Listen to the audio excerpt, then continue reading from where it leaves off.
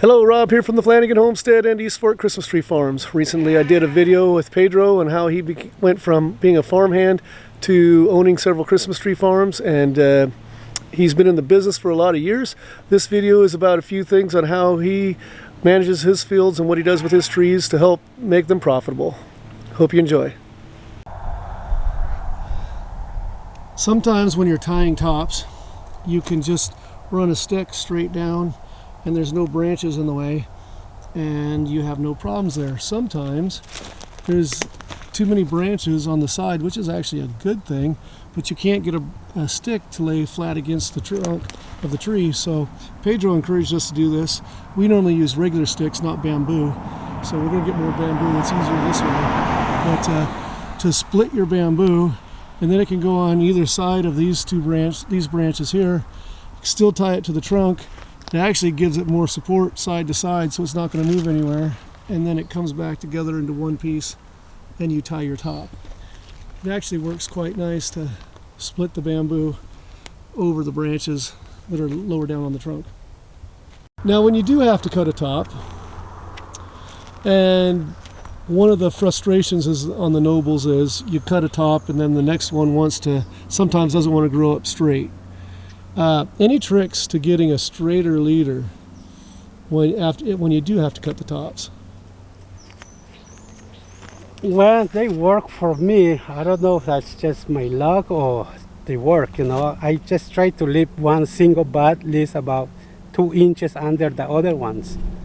So that's the sample we have here. If I cut some here, let's see some up here.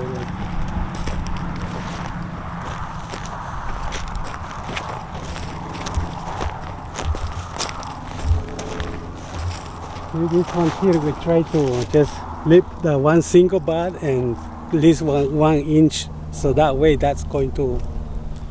Okay, I think I had the camera off there for a second, but so he cut it with this wanting to be the terminal bud or be the new leader, and there was a bud here, so we knocked that off.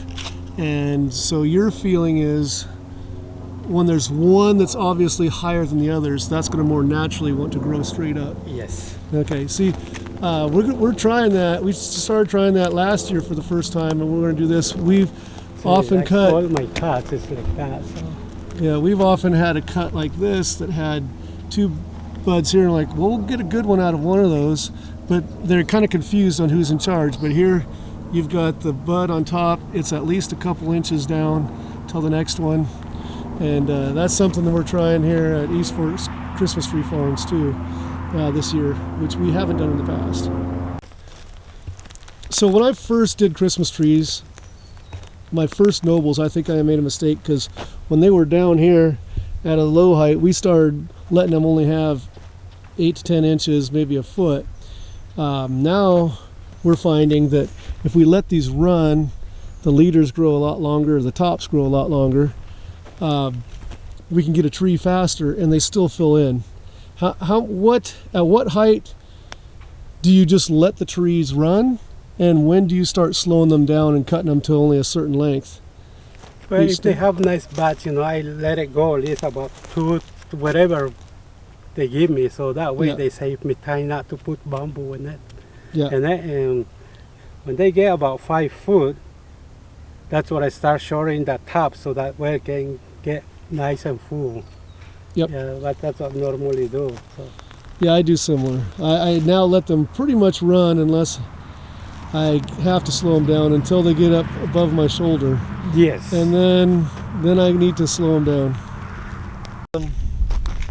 I'm noticing here, so people are always asking me spacing on the Christmas tree farm, and I have 6 foot wide rows, which is on the wide side of things, going one way, and then going the other way I have 5 or 5.5. I do 6 foot so customers can get in, and also I can drive equipment down here. I'm noticing, well, I'm seeing at least right here a stump, you know, obviously the new tree stump and stump. Those stumps look like they're the same year. And these trees, do you even have a prescribed distance, or are you just giving them a little bit of space? Do you know what your spacing is, I guess what I'm asking. These rows are consistent this way, so you're doing similar to what I do. You keep the rows straight one way, I mean the same one way, and then you're just interplanting here. Yeah, I have it 5.5 by 5. 5.5 by 5. Yeah, that's what I meant. Okay. A lot of people don't realize how many more trees you can get when you plant closer. I think I did the math once, and at 5 by 5 you can get 1,700 trees on an acre. But at 6 by 6, people think that's not that big a difference, but you can only get 1,200 trees per acre at 6 by 6. So yeah, that's 500 trees an acre. And that can add up when you have several acres. I have to answer no. If a person was going to start, let's say I had some acreage and I wanted to start a Christmas tree farm, and I wasn't going to hire a crew, but I'm a pretty decent worker, but I do have a job. I have a lot of viewers that they have a different job that they work for 8 hours a day. They want to grow some Christmas trees on their farm. They're willing to put some work in, but they do have another job. It can't be their main jobs. How much do you think one guy could put in the ground and maintain by himself in the weekends, evenings, and just trying to go there? I mean, what do you think is realistic? It's probably not your perspective because it's your full-time job. Yeah, so you wouldn't.